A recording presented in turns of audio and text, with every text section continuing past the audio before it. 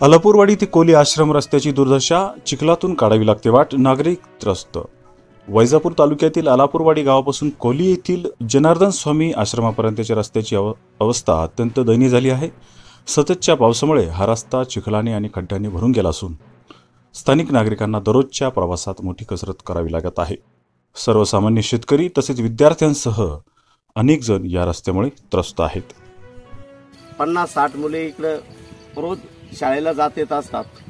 आता पाऊस उघडून बरेच दिवस झाले तरी सुद्धा अशी अवस्था आहे, माणसाला रस्त्याने सोयीचे चालता येत नाही। अलापूरवाडी हे लहानसे गाव असून येथील शेतकरी आपला शेतीमाल बाजारपेठेत आणण्यासाठी किंवा दैनंदिन कामकाजासाठी या रस्त्यावर अवलंबून असतात। मात्र सध्या रस्त्यावर सुमारे 4 किलोमीटर पर्यंत चिखल जमा झाला असून लहान मोठ्या वाहनांसह पायी चालणे देखील यामुळे कठीण झाले आहे। खोलवरचे खड्डे आणि चिखलामुळे अपघाताची शक्यताही वाढली आहे। दररोज शाळेत जाणाऱ्या मुलांना चिखलातून वाट काढावी लागत आहे। या रस्त्यामुळे रात्री बेरात्री आरोग्याचा प्रश्न देखील निर्माण झाला तर तातडीचे उपचार मिळणे देखील कठीण झाले आहे। यामुळे शासनाने लवकरात लवकर दुरुस्तीची कामे हाती घ्यावीत अशी मागणी आता जोर धरू लागली आहे। यासंबंधी परिसरातील शेतकऱ्यांनी सोमवारी 6 ऑक्टोबर रोजी वैजापूर तहसील कार्यालयाला रस्ता दुरुस्तीचे निवेदन दिले।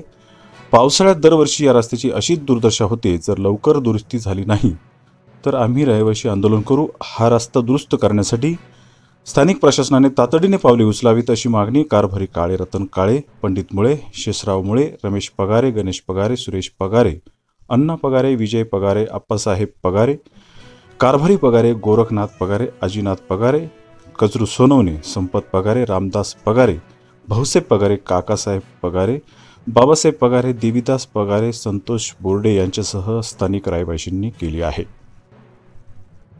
आता इथं नदीमध्ये मोठ्या प्रमाणात पाण्याचा प्रवाह चालू असतो। इथे आमचे छोटे छोटे 1ली, 2री, 4थीचे मुलं शाळेत जातात। त्यासाठी इथं नळकंडी, पूल किंवा काहीतरी शासनाने याची पर्यायी व्यवस्था आम्हाला करून द्यावा अशी आमची शासनाकडे मागणी आहे। आता याच्यापूर्वी बी पहिला आम्ही लोकवर्गणीतून 2 वेळेस याच्यावर खर्च केला होता या रस्त्यावर, परंतु अतिवृष्टी झाल्यामुळं या दिवसात पावसाळ्यात तर चालताच येत नाही।